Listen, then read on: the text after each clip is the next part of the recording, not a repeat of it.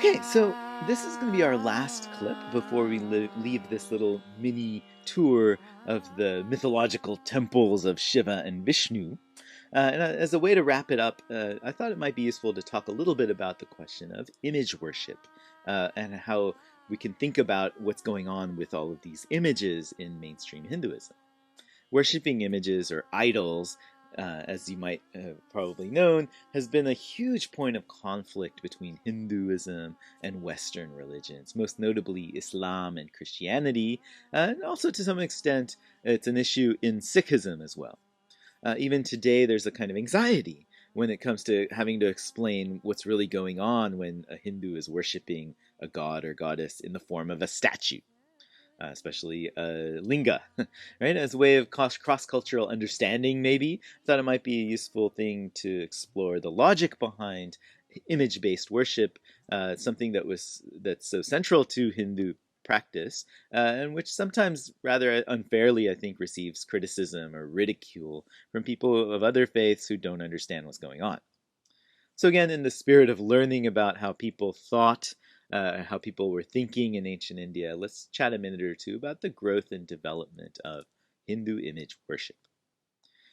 As we've learned by now, the direct worship of many different Hindu gods and goddesses like Vishnu, Shiva, Uma, Lakshmi, Ganesha, and so on, gained a kind of mainstream popularity sometime between 200 BC and 500 CE in all across the subcontinent. We'd imagine that these were grassroots movements. It didn't come from the Vedic Brahmins who had all of their ancient rituals that they'd been doing for thousands of years. Rather, it was something that was coming out of the wider strata of society, from non-Brahmins, from Shudras, from women, and other communities. You can imagine there was a kind of crisis maybe in the Brahmanical world at the time. Remember, in earlier times, roughly around 500 BC, the Upanishads had ushered in a bifurcation in the Vedic world between two kinds of worshippers, or two kinds of spiritual activity.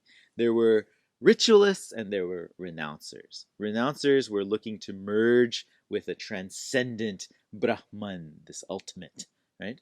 To them, what the ritualists were doing was a kind of a mundane thing. It kept you stuck in the material world that was full of death and suffering. And so, the old Vedic gods like Indra and Agni and Vayu, who were helpful in rituals, get kind of demoted when it comes to transcendent practices. At its core, the ritualists and renouncers were grappling over a key theological question for Hinduism, and which is actually a question in all religion, if we think about it. It's one that Shiva and Vishnu worshippers were able to solve, actually, I think. The question is the divine transcendent or is it immanent? Which means, is God beyond us, transcendent, or is he or she accessible to us, immanent? This kind of debate takes place across world religions.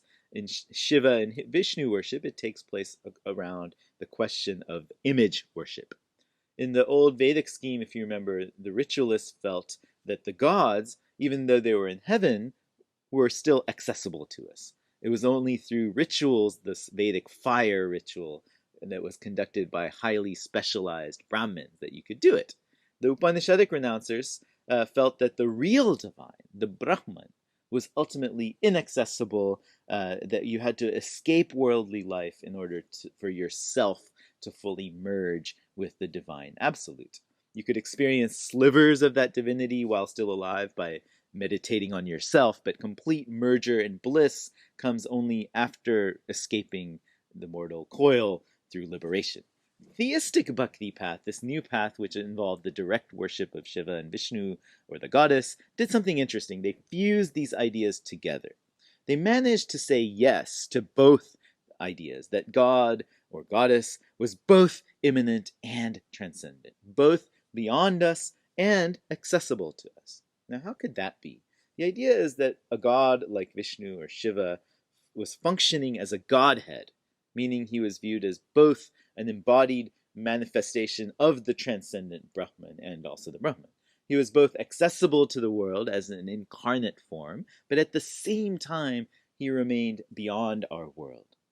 This kind of fusion of both ideas allowed devotees to have a choice. They could worship Shiva or Vishnu or the goddess either in a manifest form in front of them, present in our world, and who could help us out in our life needs, or simultaneously, God or the goddess could be a target to which to merge into, where one could go to become liberated. This is maybe one of the reasons why this bhakti path has been so active and productive as a mode of worship, uh, and that you find deities to have physical attributes and a presence in this world, but you can also find them as not having physical attributes and conceived of as a transcendent entity. The Sanskrit terms for these two things is saguna, meaning with qualities or attributes, and nirguna, meaning without qualities or attributes. And these became two distinct modes of worshiping the gods, right? Vishnu, Shiva, the goddess, either as an embodied entity that one can cognize, think about, visualize, or a transcendent one that can't be pictured, can't be conceived of, can't be described, only can be felt, understood, experienced. The basic idea in mainstream Hinduism is that the direct theistic or devotional experience of Shiva and Vishnu could merge these two aspects of the divine, the transcendent and the immanent. That way, Hinduism allowed you to worship the divine in either form, in saguna or nirguna form, or both forms.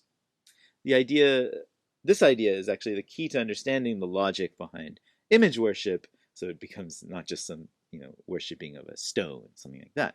If we can accept the idea that Shiva, Vishnu, the goddess, are both immanent and transcendent beings, then we can see that images allowed people to combine both aspects of the divine. Remember, there's two kinds of images. There's iconic images, there's aniconic images. So images that look like the gods are supposed to look in a kind of humanized form, or symbolic forms that don't look like what they're supposed to look, like the linga or the shaligram. The image itself is also a kind of artificial container, just like a stone or a block of wood or metal or whatever it is, right? It's artificial. The transcendent deity becomes immanent when you ritually install it into that statue. The Sanskrit word for this installation ritual is pratishtha, and this is a key component in all of these theistic traditions, Shaiva, Vaishnava, Shakta. This is how the deity is made present within the icon. Until then, and if it gets desacralized, the image is just stone or wood or plastic or whatever. It's not naturally thought to be divine. It's not something you naturally worship. It's when the god is installed in the image, then the image becomes sacred, and it can be a site of devotional worship. You treat it with reverence, with respect, right? And you conduct puja services to honor that god or goddess that's inhabiting that image on our behalf. In return, the devotees get that little sliver of the god's divine energy in the form of prasada, of grace. Now, we can think of these puja rituals as leading to a kind of temple industrial complex, right, where you had now specialist priests who were not Vedically trained priests. They were doing pujas at temples to Vishnu or Shiva or the goddess, using special Sanskrit scriptures, which were called agamas, which they had kind of exclusive access to. These temples took economic advantage of the massive popularity of theistic Hinduism. Temples they still earn massive revenues. They control large amounts of land, and people and political leaders use these temples to kind of bolster their own public power.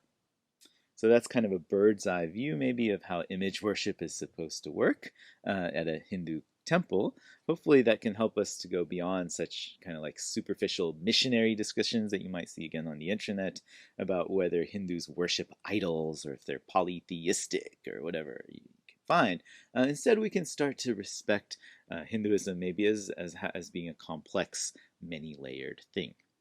Ultimately, I think it's important to remember that it can be quite dangerous to classify massive amounts of people as falling into one basket of thought. It's always important to keep in mind that ideas like image worship were always under negotiation, even among the Hindu communities. Sometimes, in fact, the old Vedic ritualists, as well as the Upanishadic renouncers, they both reject the idea of image worship. It's kind of interesting, actually, if you think about it. In the philosophical school called Mimamsa, which was an extended Vedic ritualist. It extended Vedic ritualist thinking, and it was concerned whether worshipping Vishnu or Shiva was acceptable according to the Vedas. The idea of doing pujas or bhajans or dancing or visiting temples was seen as wrong because it was utterly absent in Vedic texts. Remember, in Vedic rituals, you don't have images that you use during sacrifices. So the Mimamsa ritualists, they had a problem with what was going on at temples. It was also problematic to Upanishadic renunciants, right, which forms what's called the Vedanta school of philosophy. Some Vedanta thinkers were okay with image worship.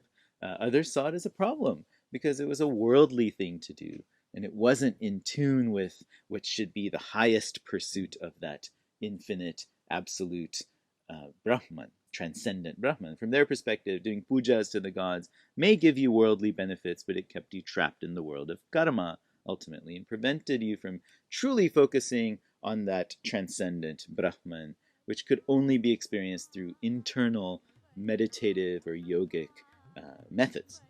So there you go. Hope you enjoyed our quick little tour of those two massive temples to Shiva and Vishnu that we went through.